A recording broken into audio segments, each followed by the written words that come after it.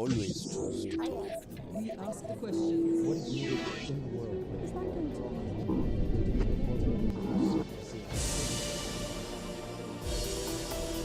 Zbog zalaganja za zdravstvene potrebe žena u humanitarnim hitnim slučajevima proglašena je herojem Ujedinjenih nacija.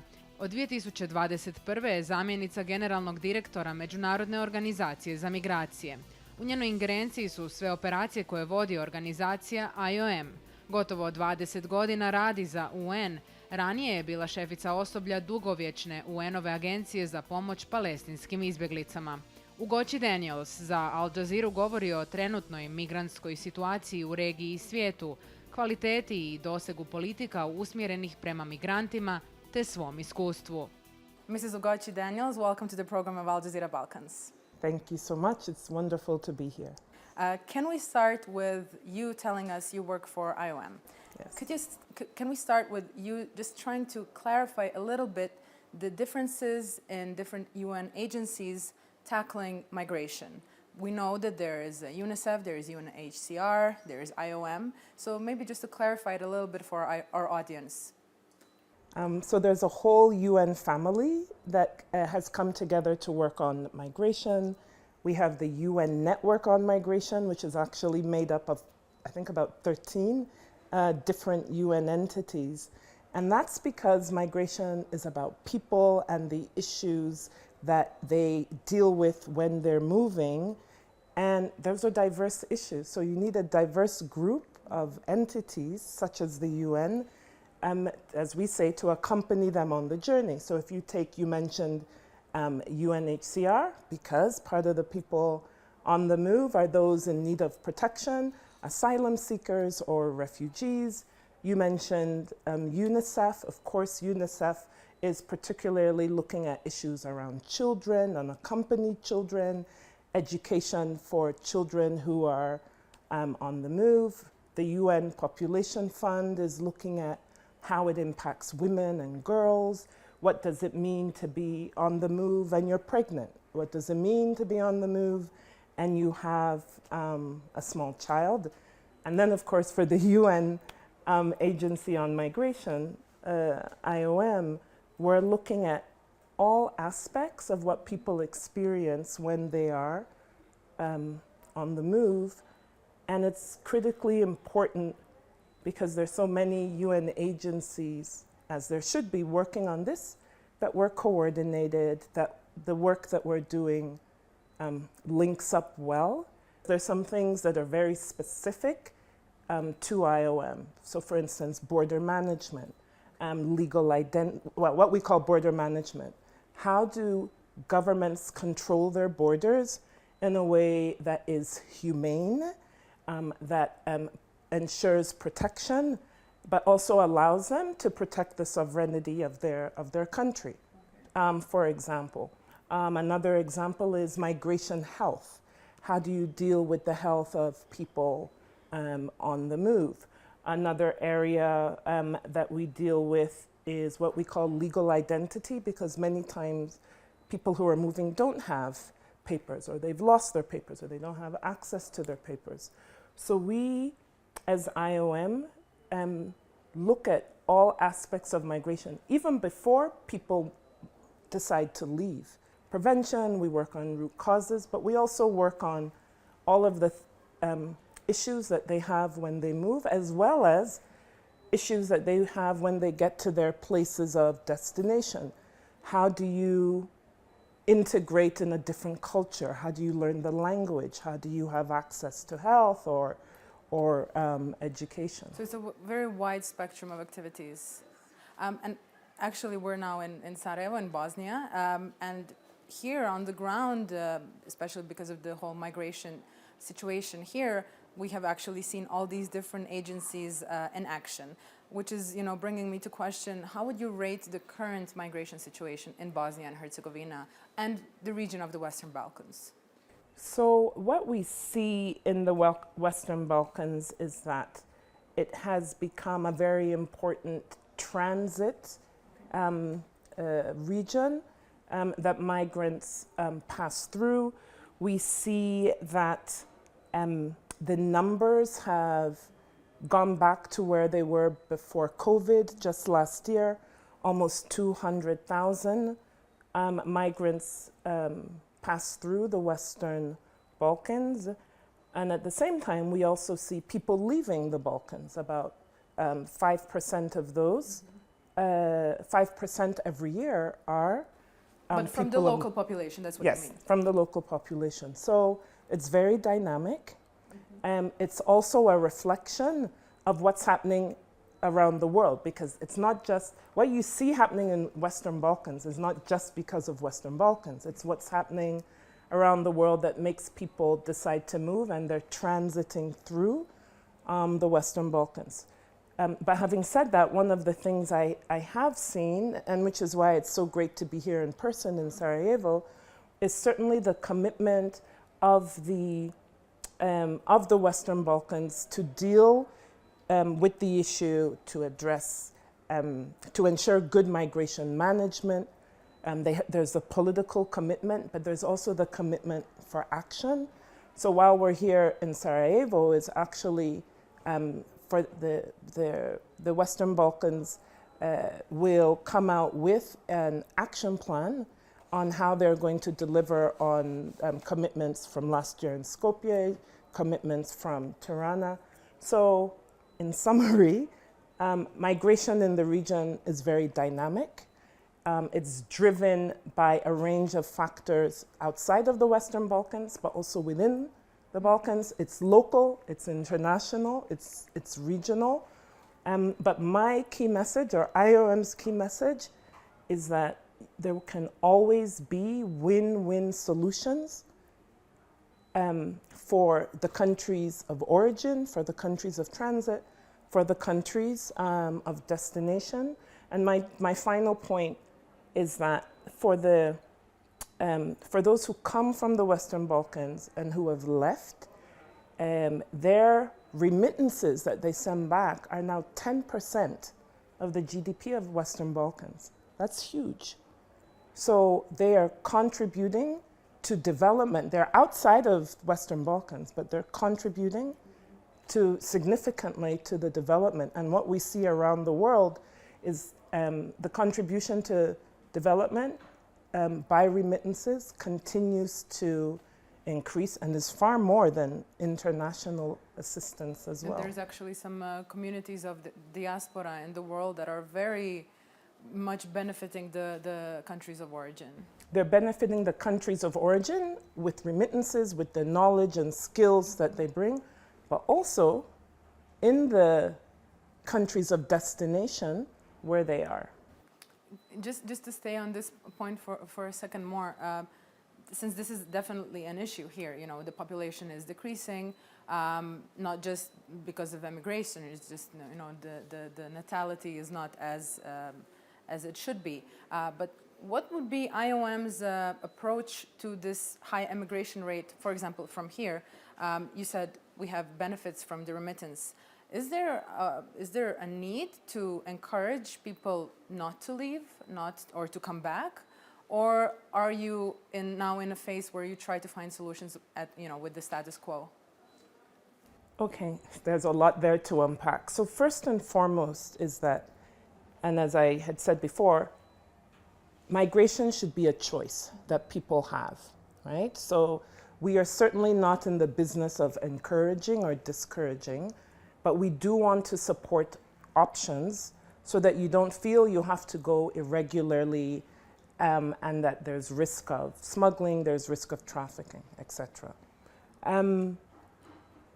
And the demographic dynamics that countries are going through indicate that for countries to continue to sustain and grow their economies, they need migrant labor to respond to the labor shortages. So for the governments, the support that we provide allows them to come up with what we call labor pathways, which are opportunities people from other countries have, migrants have, to come into Western Balkans legally, and contribute to the economy, to their communities. So it's a very solutions-oriented, development-oriented, based on protocols, based on making sure it's dignified, it's orderly, human rights are maintained. So we're not encouraging or discouraging. We're giving people options, or we're supporting governments to give people options. Their citizens, as well as others that they would like to invite, because the reality is that what's happening with demographics and the reduction in birth rates is a trend that will continue. And the way countries are going to address labor shortages, they will do many things internally, but migrant labor is a big part of the solution. You are somebody who's worked a lot on behalf of women and girls. You are also, you received the award, I don't know how to pronounce, is it Shiro? Yeah. Do we say Shiro? Shiro. Okay, so the Hero Award for actions on behalf of women and girls by the UN. I want to hear more about your experience in the field. So not all of these theoretical things, but what you know tell us to our audience, maybe take out of your experiences. So I'm going to try and do this without crying, because this is the most fulfilling part of my job. I always tell the story of the fact that I'm a mother of 3 children. I have 2 boys. I have 1 daughter in the middle. As a mother, we know we all love our children equally, but my daughter, my one and only daughter, I would give anything for my daughter. I want her to have every opportunity that the world has to offer so that she can achieve her full potential. And she's done that. She's an amazing, independent, independent woman living her best life. And I want that for every mother and every young girl. So the best part of my job is when I'm in the field, that's the term. I'm in communities and I'm speaking to women about their hopes and dreams for their children, for their daughters. And it's amazing. I could be in Panama, I could be in Mozambique, I could be in the Philippines, I could be in Jordan. The dreams are all the same. The dreams are all the same. But what breaks my heart is when women speak about having to stop their daughters going to school. Women have to give their daughters away in marriage. Women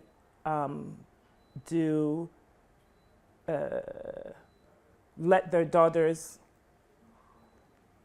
have, physical, what we call female genital mutilation, thinking that they're protecting their daughters. This is not the world I want. And so in my job, it's to do everything I can and to mobilize the organizations that I've worked for so that the opportunities my daughters had, other women can do that. And there's one story I always remember. I was in a remote village in Nepal, and we had been supporting women's group with cooperatives, growing vegetables, tending goats and sheep and whatnot. And I'd actually finished the visit, and I was leaving the village, and there was this woman who came out. She was speaking Nepali, which I didn't understand, but she wanted me to wait. And I'm thinking, why should I wait? And everybody's like, we're late, we need to go. And I'm like, no, this is what I came to the field for. So let's wait and see what it is she wants me to see. And I could hear her shouting, and out comes her daughter. Her daughter must have been like 9 or 10 years old, super skinny. And she had asked her daughter to put on her new school uniform, which is what the mother, with the proceeds from what she had sold, had been able to do, to send her daughter back to school And on that day, her daughter came back with the new uniform. But the cute thing about it was that the uniform was too big for her. So when the daughter came out, the skirt was turned one way, the blouse was another way. But just to see the pride of that mother that she could do that for her daughter. I mean, and I remember this is like almost 15 years ago. That's what the work I do is about. And it's these encounters that I have on my visits that I'm now able to take that when I'm in the most high-level discussions and meeting with ministers to remind everyone and to support them so that what this experience has been for one woman, all women in the particular country can have that same opportunity. You said women have women and girls have the same dreams. You said the same dreams. Are we then talking about same problems and challenges? You've been around the world. So very similar problems and challenges, but the way it plays out in the particular context, right? So if I take the example of when I was in Nepal, they had, for example, an issue around female suicides. When I was in the Philippines, the issue was about having control over their own bodies and how many children that they are going to have. When I was in Panama and speaking with migrant women, it's about the violence that they as women experience. So all of these are different challenges, are the way that the challenges play out differently, but what's the same is that all of these are preventing them give the opportunities to their children and their daughters that they would like to have. So for an organization like IOM, and where, yes, we work at the policy level and with governments, but we're also in communities. So we really want to understand what's happening in the community so that we can support communities and support the governments of those communities deal with those challenges. Can we talk about some of the current problems we have in the world? We have right now a very relatively new situation in Sudan. We have the constant. I don't want to use the word problem. It's more of it's quite catastrophical. The deaths in the Mediterranean of the migrants. How do you see it from the position of IOM? What is being done by governments, by blocs of countries, and by agencies such as yourself in helping either prevent or offer a safe pathway? So for IOM, one of our strong areas of expertise is on data. Because with the data, we can understand what's happening now, and we can also look at what the trends have been. IOM, we've been doing this for a very long time, and we can also see, well, don't let me say see, we can also predict, forecast what's going to happen in the future, right? In terms of what drives people to move, what are the root causes, because we speak to people and ask them, what is it that you need to stay, and what are the things that go into a decision to leave. And what we see many times is that people will do everything they can to stay. When people finally are forced to move, it's because they no longer have the resources to cope with the situation that they're in. So we would, as IOM, based on what the data says, try to support them so that they're able to cope with the situation. So for instance, livelihoods and capacity building for the livelihoods that they can deal with. Let's say you're in a community vulnerable to climate change and you need to adapt and you need to have different types of, let's say, crops that you're growing that can withstand the impact of climate. Another thing that we see that it's a major driver is access to water. And so we would work with governments, local governments, with UN agencies, so for example, UNICEF, on how to have access to sustainable water in that community, or with the food FAO, the Food and Agriculture Organization of the UN, how to have access to sustainable food systems. So we see migration as an opportunity, and we want to do our best to make sure that every time people move, it's an opportunity, which is why you had mentioned pathways, legal pathways, to have the opportunity for labor in another country. So the data will show what the challenges are, and so we will also speak with governments at the local level when they're doing local development planning, and the national level when they're doing policies, so that the policies that they're developing, the budgets that they are allocating, are responding to the real needs on the ground. But even with all of that, we know people will still move because of the issues of demographics, the issues of labor shortage, the impact of climate.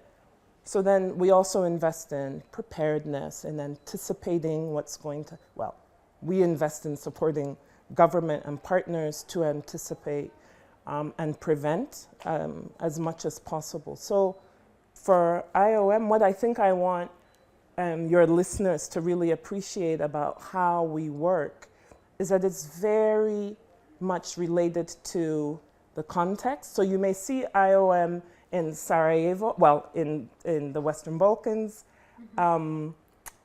supporting government with solutions that are relevant for the Western Balkans. And you may see IOM in the Pacific Islands doing something totally different because the context is different. But in whatever situation we're in, we always are looking for solutions that work for the country, origin, destination, transit, and for the migrants themselves. There's this frustration about, very often the work done by agencies such as yours and others, and either in collaboration with governments or whoever else on the field, the results are often not seen, or it takes a very long time for something to happen. You also worked for the UN Agency for Palestinian Refugees, UN-RWA, and Palestinians are, it's a very specific case because here we're talking about decades-long problems with refugees. We have camps in, I think, in 4 countries that are 5. Yeah, Yeah. A few countries are here. How would you tell our audience this is a decades-long problem? What do we expect with everybody else, with other migrations happening? Is there hope that things can come into place at some point? I know that the Palestinian case is specific, but still it's there. So this is when migrant stories are so powerful, and you can hear from migrants themselves. So as you say, I used to work for UNRWA, and it was amazing to me when I speak to students in UNRWA schools, or I speak to people in UNRWA's health clinics, the hope that they have, right? So they recognize that the role of UNRWA is to provide education, to provide health, to provide social services, to build their, what we call human agency, their capabilities for a productive life. And when the political solution is reached, they're ready. So I understand people being impatient. I understand people saying the UN takes a lot of time. And that's often because we work on development, we work on humanitarian needs, but the political solutions require commitments from government. And the UN always has a role in supporting and facilitating, but at the end of the day, and the Palestine refugee issue is like one of the most prolonged. It's the political settlement or the political solution that has held up everything else.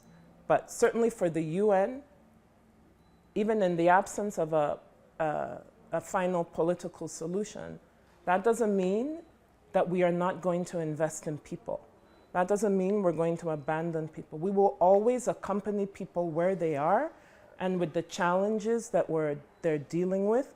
And a lot of what I do internally in IOM as the Deputy Director General for Operations is to make sure that our operations are always as relevant as possible for the communities that we are trying to serve, and that we are not replacing the ownership of communities, we're not replacing the agency of migrants, we're not replacing the responsibility of governments, but we are supporting, and that we are bringing the best evidence and the best experience and lessons from around the world into those situations so that the owners of the situation and the owners of the result have the best support possible.